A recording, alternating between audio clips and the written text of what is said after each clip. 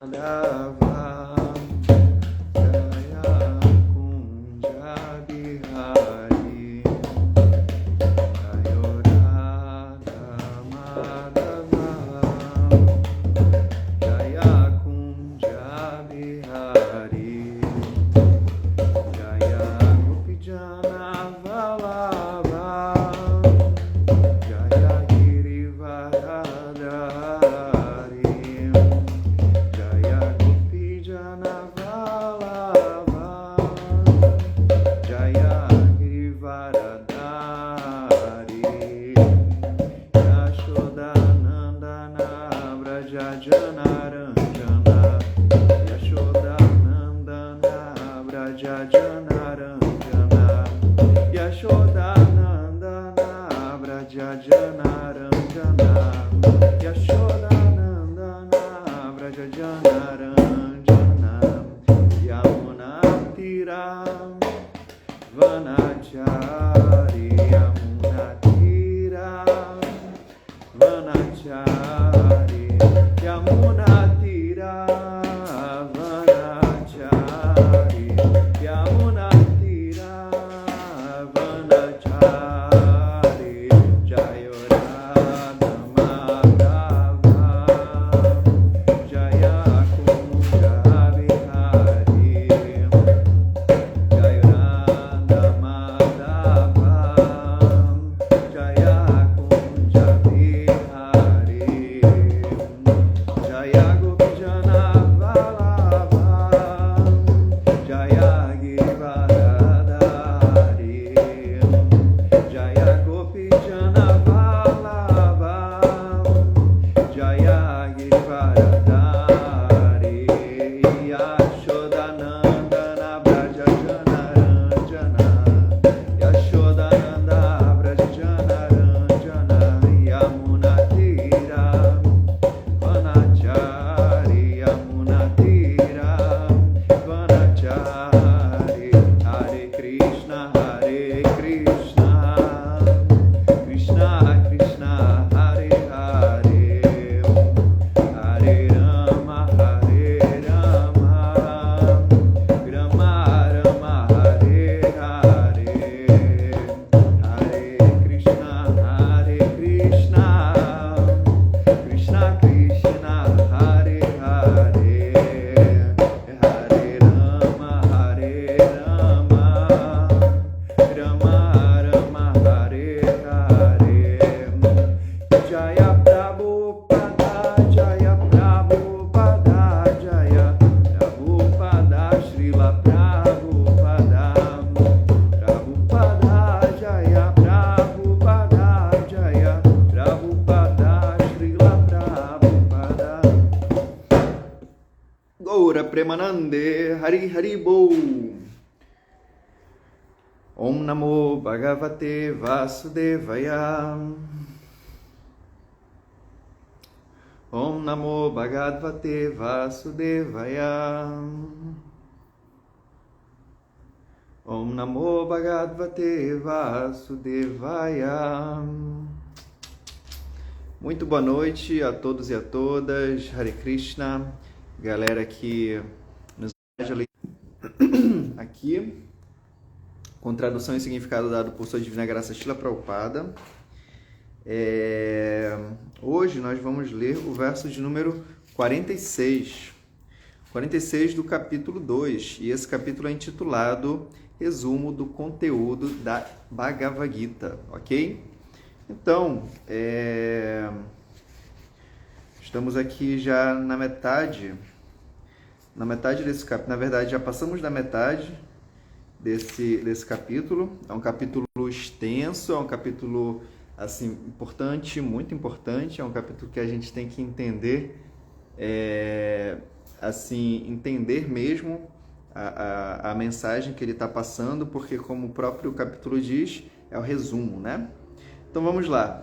Verso de número 46 diz o seguinte: Yavan arta udapane sarvata samplutodake tavam sarveshu vedeshu brahmanasya vigyanataha. Todos os propósitos satisfeitos por um poço pequeno podem imediatamente ser satisfeitos por um grande reservatório de água.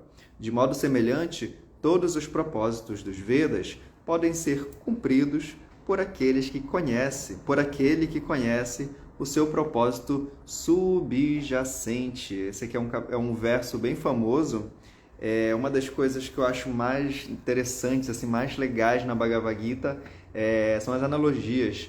Elas são tão importantes que meu guru, meu mestre espiritual, Chandramukha Swami, Gurudeva, ele ele organizou, né? Ele junto com um devoto chamado Jayadvaita Das, organizaram um material de estudo chamado GAP, ou GAP, GAP 108, onde foi separada a Bhagavad Gita em 108 pérolas, 108 partes, e esse GAP, né? G significa glossário, A significa analogia e o P significa... oh meu Deus, esqueci. Esqueci. Então, mas o que eu quero falar é sobre esse A, sobre as analogias, porque realmente Krishna, ele gosta de falar de analogias, ele gosta desse tipo de didática. Ele pega um exemplo do nosso cotidiano e ele simplesmente utiliza isso dentro da filosofia. Eu acho que isso faz a filosofia ficar mais interessante. Então, Hare Krishna, Fernanda, tudo bom? Chegando por aí, querida Fernanda, tá aí com a gente. Estamos lendo aqui o verso de número 46 do capítulo 2 e eu vou repetir a tradução do verso, tá bom? Esse verso diz o seguinte: todos os propósitos satisfeitos por um poço pequeno podem imediatamente ser satisfeitos por um grande reservatório de água. Ou seja, se eu quero uma quantidade de água X, se eu tiver uma quantidade X vezes 10, com certeza eu vou conseguir cumprir meu propósito, certo? Então, de modo semelhante, todos os propósitos dos Vedas podem ser cumpridos por aquele que conhece o seu propósito subjacente. Então é isso. Os Vedas, como a gente já falou, eles têm seus propósitos. A pessoa que estuda a literatura védica, que vive a literatura védica, ela tem um objetivo. E como a gente já falou em outras lives, em outros momentos, existem 5 objetivos na vida humana. Nós podemos almejar 5 coisas apenas. Então nós temos aquela pessoa que podemos chamar de Bogi, que é a pessoa que busca Boga, que é a pessoa que busca prazer sensorial, prazer corpóreo.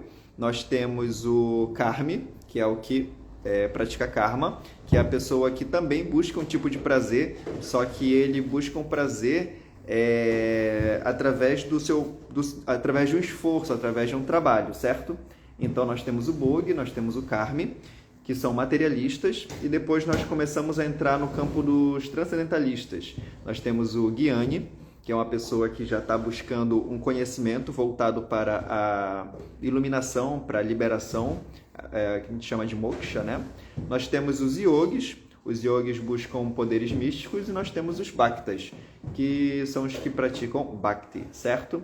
Que buscam satisfazer a suprema personalidade de Deus. Então, os Vedas, eles vão ajudar esses 5 tipos de pessoas a tentarem alcançar seu objetivo, né? Então, aqui Krishna está falando que todos os propósitos dos Vedas podem ser cumpridos por aquele que conhece o seu propósito subjacente.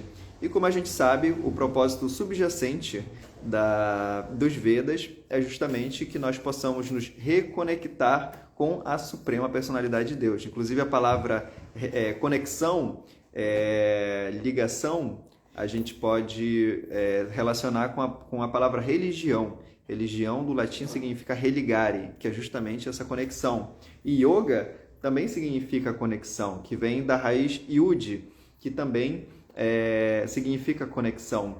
Inclusive a palavra yud chega no português como jugo, que é uma ferramenta que se utiliza para juntar, assim, é uma madeira que coloca nos bois quando eles vão puxar o carro de boi, né? E também a palavra cônjuge. A palavra cônjuge também tem essa...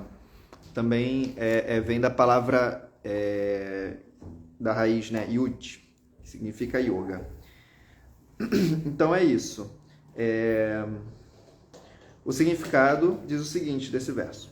Os rituais e sacrifícios mencionados na divisão Karma Kanda da literatura védica destinam-se a encorajar o desenvolvimento gradual da autorrealização. E o propósito da autorrealização é afirmado claramente no 15º capítulo da Bhagavad Gita. Só para a gente entender melhor essa palavra, esse termo aqui, é chamado de Karma Kanda. O que significa Karma Kanda? Existem, como eu falei, né, existem esses caminhos pelo qual as pessoas seguem, e os Vedas, eles vão se dividir de acordo com o desejo, de acordo com, assim, com o intuito, com o desejo de cada pessoa.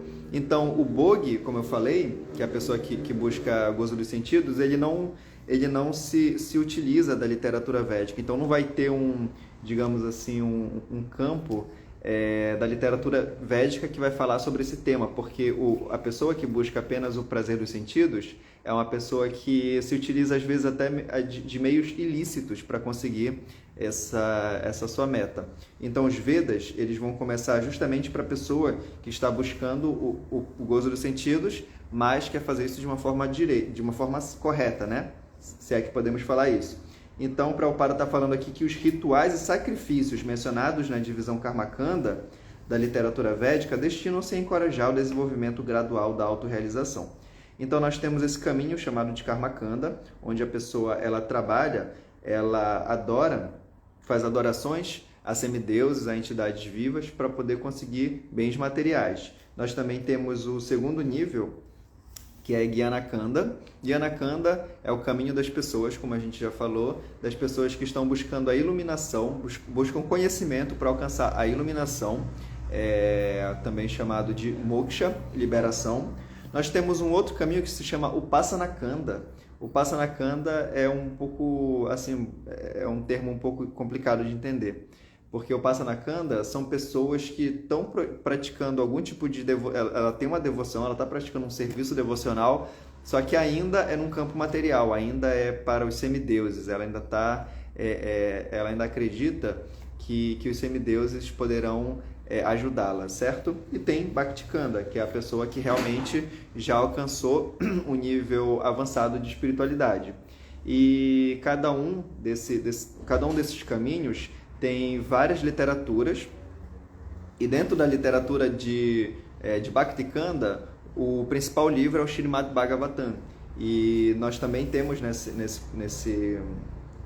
nessa esfera da literatura védica, também temos a Bhagavad Gita. Então, a Bhagavad Gita e o Śrīmad Bhagavatam e outros livros vão falar sobre o propósito subjacente dos Vedas, como foi falado aqui no verso, tá bom?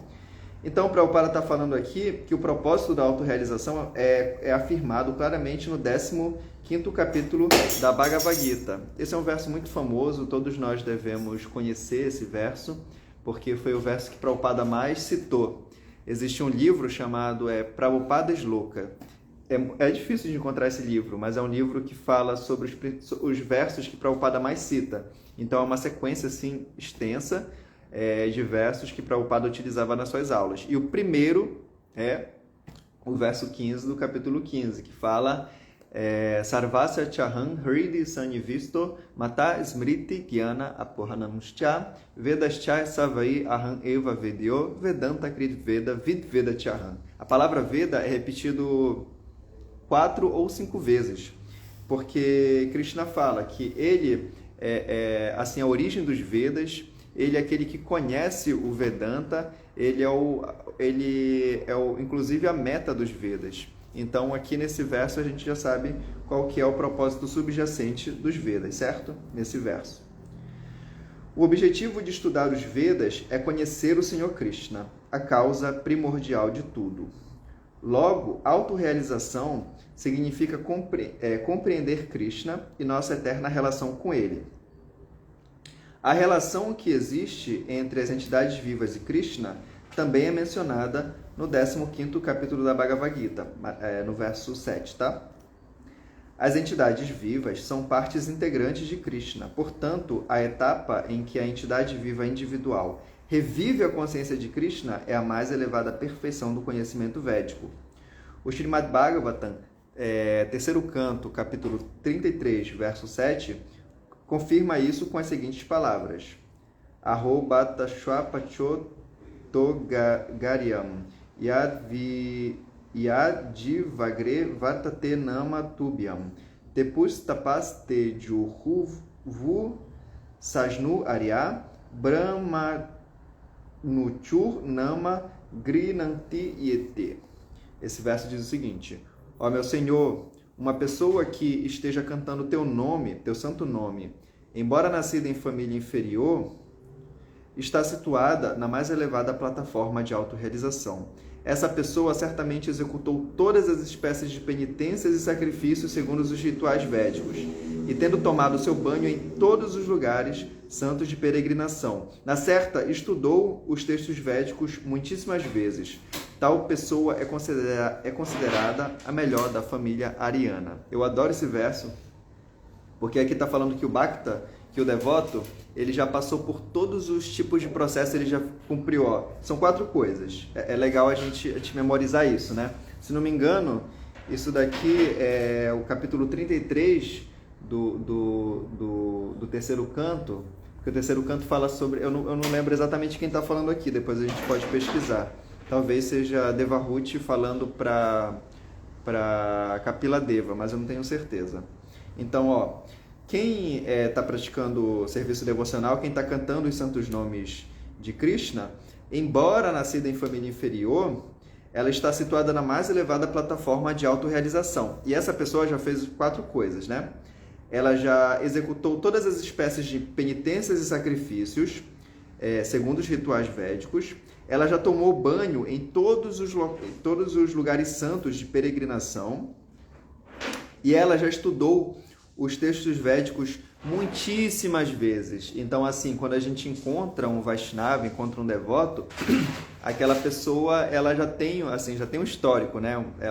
Ela vai recobrar tudo aquilo que ela já passou. Mas essa pessoa, ela é muito difícil, assim, de ser encontrada, né? Surdulabha é uma pessoa muito rara.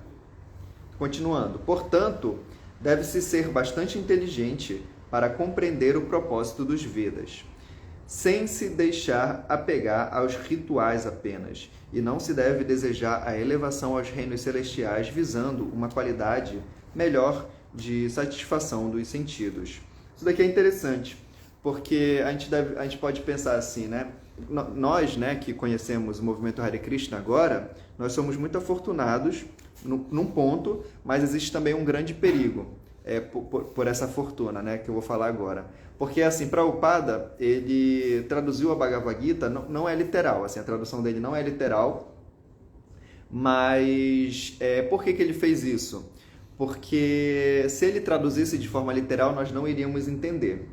Então, Prabhupada, ele já sabia que a gente não ia entender a Bhagavad Gita se a gente fosse tentar estudar, né, de uma forma, assim, através do sânscrito, de uma forma minuciosa. Esquece, a gente não ia entender, né? A gente não tem base para isso. Então, o que ele fez? Ele traduziu a Bhagavad Gita já contando o final do filme. Então, em todo momento, desde o começo da Bhagavad Gita até o final, Prabhupada, ele está sempre falando que Krishna é a suprema personalidade de Deus, que nós somos servos eternos de Krishna, que nós temos que praticar Bhakti Yoga. Ele fala isso em todos os momentos. Inclusive, algumas traduções dele, assim, ele faz de uma forma que isso fique muito claro, né? Apesar de que no verso pode não parecer, mas ele sabe qual é o propósito subjacente dos Vedas. Então, por isso que Prabhupada faz isso. E por que ele faz isso, né? Porque a gente não iria entender. Então, o que acontece? A gente pode, às vezes, cair no erro de tentar entender de alguma outra maneira a Bhagavad Gita. E isso, Prabhupada também, ele teve esse cuidado porque isso aconteceu durante muito tempo, principalmente na Índia, de assim, entender a Bhagavad Gita, entender Bhakti Yoga de uma maneira deturpada. E isso é muito fácil de acontecer, da gente deturpar a filosofia. Tanto que Bhaktisiddhanta, que é o mestre espiritual de Prabhupada, ele passou a maior parte do seu tempo, a maior parte da sua pregação foi falando o que não é Bhakti Yoga. Porque as pessoas, elas achavam que é devoção, Bhakti Yoga é um sentimento, é uma emoção, então eu posso fazer o que eu quiser e oferecer isso para Krishna. Não, isso não é verdade. Então a gente cai muitas vezes nessa armadilha de Maya, de achar que a gente pode oferecer qualquer coisa assim para Krishna que vem na minha cabeça. Enfim, isso é uma especulação, né? Então, Prabhupada está falando aqui sobre um desses problemas, um desses perigos, que é apegar-se aos rituais apenas. Os rituais são importantes, a gente acabou de ter um aqui, o Gorarati, nós temos Mangalarati, temos Govinda, vários rituais, temos Puja, mas a gente não pode achar que isso é a propósito dos Vedas, que essa que é a meta. Isso acontece muito, assim, muito mesmo, que às vezes as pessoas se apegam tanto ao ritual que quando o ritual não acontece daquele jeito, a pessoa não consegue aceitar e acaba tendo discussão, tendo briga, ou a gente pode dar muita energia, muito tempo para esses rituais e acabar esquecendo realmente o propósito, que é a pregação. Por isso que Prabhupada fala que a pregação é a essência. Então, se a gente perde o nosso foco... Isso a gente está falando para os rituais, mas a gente pode se perder em vários caminhos. Como, por exemplo, até mesmo se a gente não souber utilizar o Ayurveda. O Ayurveda, apesar de vir da Índia, se a gente se apegar muito a essas coisas e não seguir assim... o que a gente aprendeu com Prabhupada, a gente pode se perder. Também tem um grande problema que pode se tornar um problema, que é a questão da astrologia também, essas questões mais místicas, sabe? Então tudo isso pode se tornar um empecilho no nosso avanço espiritual, ou achar que para eu avançar eu preciso ir para a Índia, preciso ficar lá, porque lá que realmente a coisa está acontecendo.